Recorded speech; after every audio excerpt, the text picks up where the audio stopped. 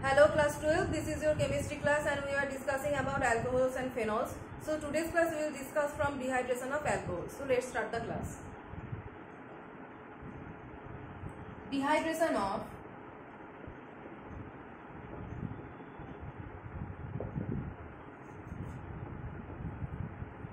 alcohols.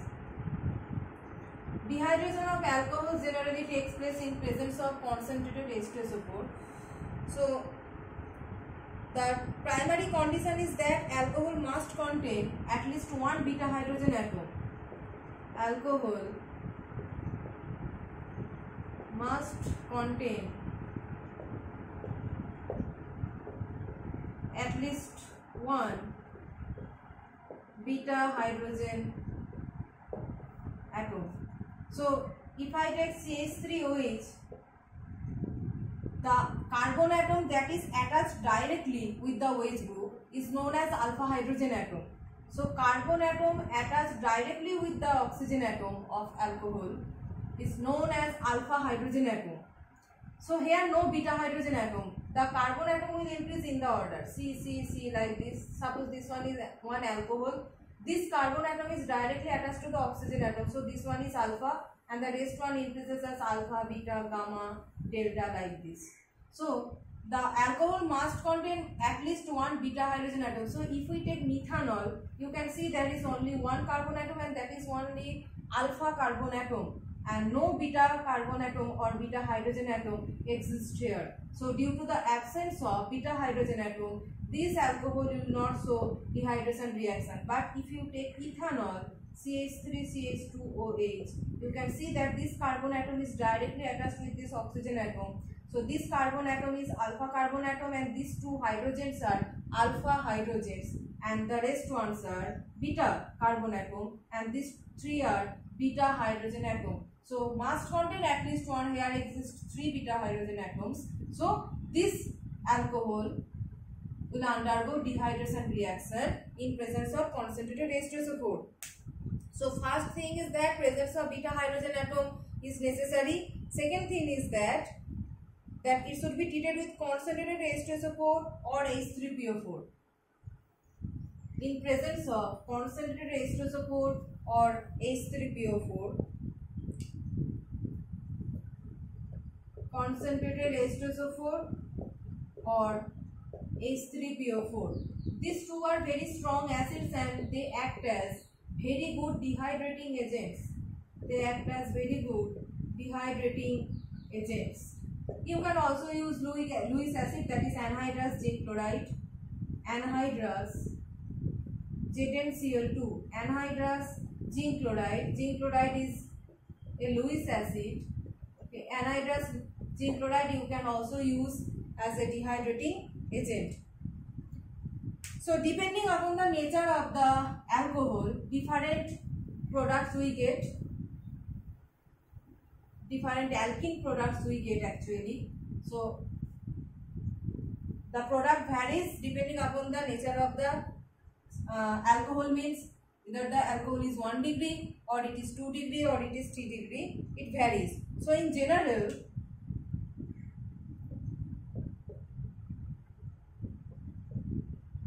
COH, CH, suppose. So this carbon atom directly attached to the OH group. So this one is alpha and this one is beta and here one beta hydrogen atom is present. So if you treat it with concentrated H2SO4, so in presence of concentrated H2SO4, dehydration reaction will take place. So this hydrogen and this OH group will eliminate, minus H2O, and here a double bond will come. So it will look like this.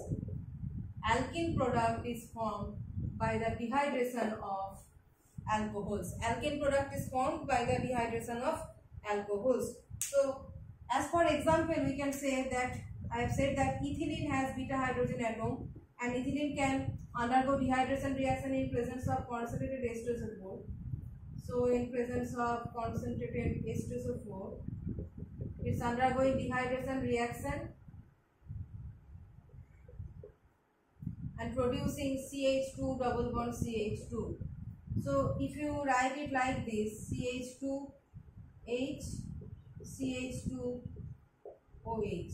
See, ethanol molecule we can also write like this, and water is eliminating here H2O. So water is eliminating and CH2 double bond CH2. You are getting the ethylene product. It is ethylene. Ethylene product you are getting by the dehydration of ethanol. And if you take propan-2-ol, this one is primary alcohol. You see, this one is primary 1 degree alcohol. So if you take any, I have said that depending upon the nature of the starting alcohol, the product varies. So this one is 1 degree and you are getting this product. So if you take any 2 degree alcohol, that is CH3, CHOH, CH3. So it will vary that this one is alpha and these two are beta. So take any one beta. Take any one. Suppose I am taking this beta. So CH2H, and the water is eliminating like this in presence of concentrated H2SO4, and it will form CH3 CH double bond CH2. This alkene product this will form, and the IUPAC name of this alkene product is propene. This one is propene. Okay, propene is formed, and this one is propan-2-ol. This one is propan-2-ol. So propan-2-ol producing propene. So if it is asked in the question, convert propan-2-ol to propene, what will you do? You will do just the dehydration reaction in presence of concentrated H2SO4 or H3PO4. Just do the dehydration reaction to convert propan-2-ol to propene. Okay, and what about for this one is 2 degree alcohol? You can see this one is 2 degree alcohol. So what about for 3 degree alcohol? Take any 3 degree alcohol. What will happen? So CH3 CH3OH CH3. This one is known as tertiary butyl alcohol. See, carbon atom is 1, 2, 3, 4. This one is tertiary butyl alcohol. So this one is alpha and everyone is beta here. Beta. Okay. The carbon atoms that are attached with the alpha carbon atoms are known as beta carbon atoms. So this rest carbon atoms, every carbon atom here, this methyl group carbon, this one, everyone is attached with this alpha carbon atom, and the carbon atom that are attached with this alpha carbon atom are known as beta carbon atoms. If you increase another carbon atom here, then this one will become the gamma. The carbon atoms that are attached with the beta carbon atom are known as gamma, like this. So all are beta, and take any one beta. Suppose I am taking this beta. Any one beta you take. So this will eliminate like this. So here double bond will come. So CH3 CH3 double bond CH2. Okay, CH3 double bond CH2. So this name of this product is 2-methyl propene. This one is 2-methyl propene. So water in presence of concentrated H2SO4, water eliminating, so 2-methyl propene. So you can see that depending upon the nature of the starting alcohol, the different products we are getting. So what will be the mechanism of this dehydration and what are the other conditions of this dehydration, we will discuss in the next class.